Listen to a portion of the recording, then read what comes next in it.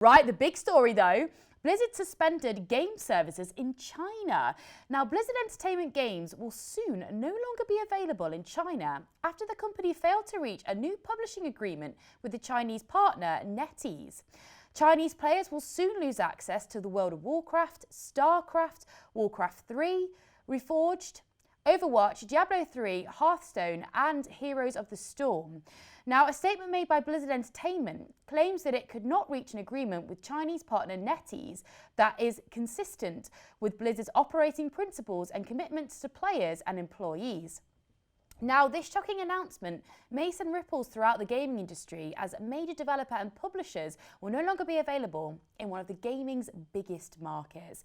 Now, I'm joined with Robert Mackenzie, who's head of production here at Jinx. Now, Robert, how do you feel about that? I mean, that is a big market to lose out on, right? Yeah, well, I mean, I really surprised. I mean, clearly the two companies are just not seeing eye to eye, and first and foremost, it really sucks for Chinese players, especially given that you've got obviously a huge like Overwatch league that's international, and four of the biggest teams in the world come from China, including last year's champions, Shanghai Dragons. So I just feel bad for everybody involved, really. We've seen like a lot of reports on numbers kind of rising and things like that. Do you think that this happening is we're going to see a big drop in obviously numbers, and we will just see how many Chinese players do really play these games? So I'm not quite sure. That was my initial instinct, but when I looked into it, it looks like China contributes a bit less to Activision Blizzard than you may expect. So when I was looking into it, I saw that they only contribute 3% to their revenue, which actually is considerably lower than you'd think.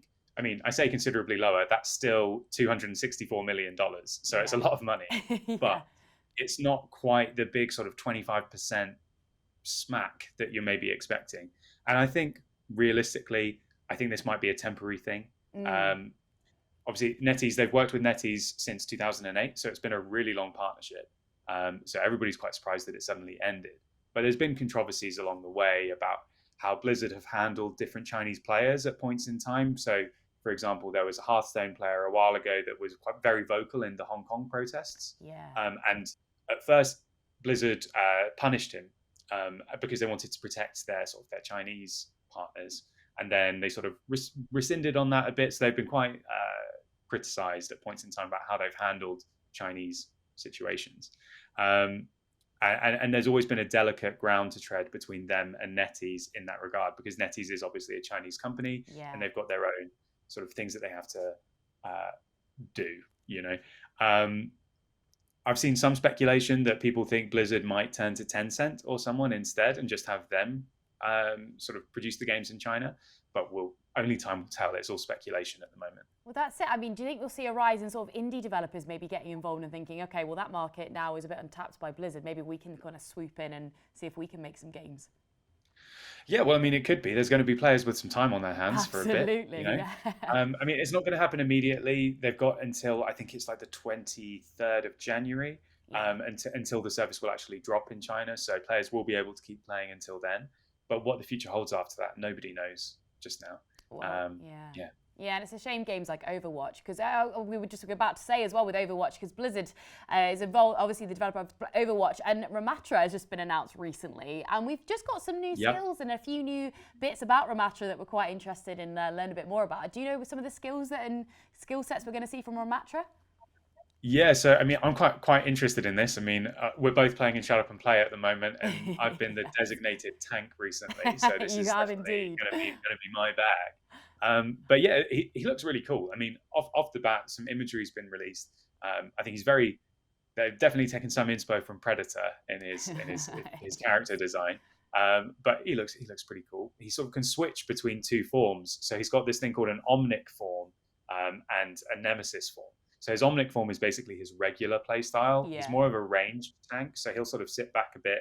He can like fire like projectiles forwards, which act as barriers, and launch these things called like nanospheres that apparently will glue characters to the ground. So that would be really useful against like Pharahs and other annoying flying characters, or like Mercies that you can't catch and things like that.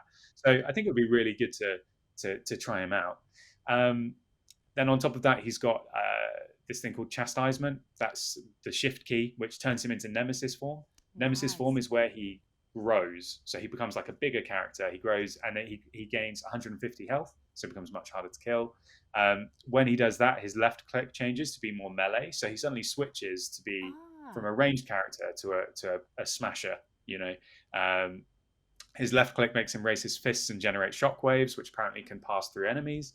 And the right click will reduce his speed, but it greatly increases the damage of his attacks. So he's going to take some people to down. He's going to get in there. Yeah. Like, are you thinking about it might be a character you'd like to play, Rob?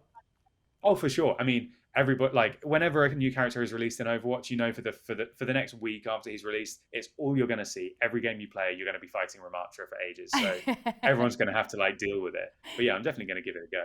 Absolutely. Well, with that character being announced, it might be good that we have got a new hero that will be support. And it has said that they're more solid support. We can expect them to arrive to Overwatch in Season 3 of the game in early February 2023. So we don't know a lot about the new character and the new hero at this moment in time. But what we do know is Season 2 of the game is due to begin on the 6th of December, which is exciting. But what do you think to a new support hero being added, Rob? Do you think that's what we need right now? Yeah, I'm looking forward to that because I've played a lot of support in ranked gameplay, and I'm just quite bored of the choices that are there. There's only a few options, and as you know, as anyone knows, when you play Overwatch, you tend to only gel with like a couple of characters. So for me, I pretty much only play Lucio, similar to you. Yeah, and you so know what you want. like I'm looking forward to trying someone new. They've said that this character is going to be a more solid support. So we don't really know what that means, but perhaps they'll have like greater health or something. Maybe there'll be a bit of like a Bridget. Perhaps they've got like a shield or something to pop. But yeah, it should be fun to have just someone else to choose. Basically. That's exactly it. Just mixes up the choices, doesn't it, a little bit, and we can play around. It's always fun to play around with a new character and see if you vibe with it. You don't, you're gonna die. If you die more than 5-6 times, then yeah, you know it's not for you. So exactly, and that's why I'm really excited about Ramatra, because Ramatra seems very different to all the other tanks. So I think that they'll offer like a really different style of gameplay. One really important thing to note though is that the release that's happened for Ramatra so far was kind of a leak from like a Korean interview. And so it's been translated. So nobody's quite sure just how accurate the translation is. But we'll find out, I guess, pretty soon. Absolutely. Well, hopefully we will soon.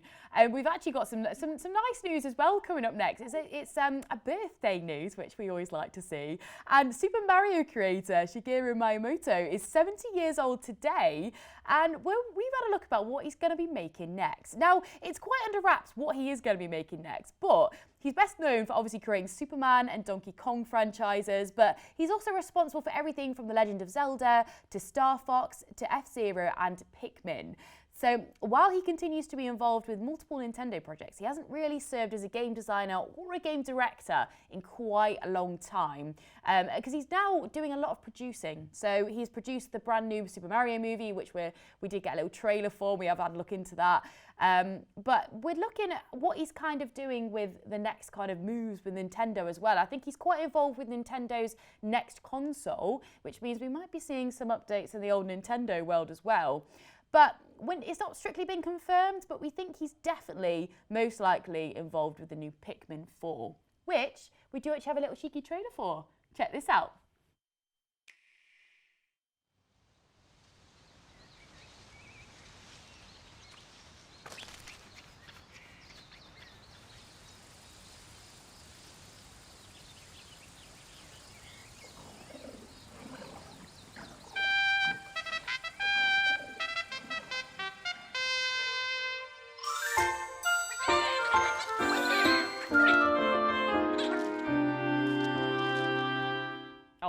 Looks cute, doesn't it? No, watch out for that. I think all the Nintendo trailers are always really nice. They have a really nice vibe, don't they? Looks really good. Rob, are you a Pikmin fan? Have you ever played Pikmin before? Yeah, I've never owned a Nintendo device either, so I'm definitely not your the target market for this one. No, not at all. Well, we've also had other news in The Witcher. We've been speaking a lot about The Witcher recently. And the Geralt voice actor has actually not been approached about the upcoming new game. So it's a little bit unsure whether he's going to be doing it. So Doug Cockle said that neither CD Projekt nor Fool's Theory have gotten in touch with him about the re-recording of the game's dialogue for the remake.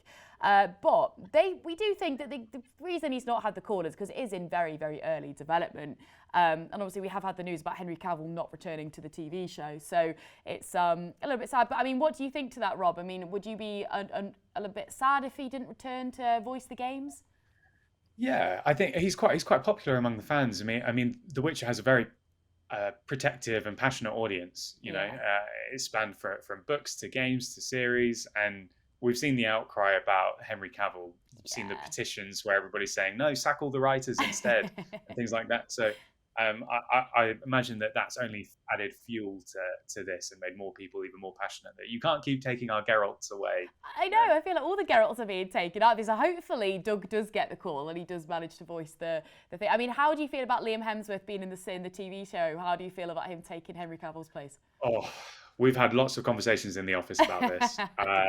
I don't feel great, but I'm a big Henry Cavill fan. So, yeah, I mean, I don't really have a problem with Liam Hemsworth at all. If anything, I feel really sorry for him because of all the negativity around this. Getting so much hate. Like, he hasn't done anything wrong, you know. He's just been approached to do like a really big acting role, and he said yes. So can't blame him at all.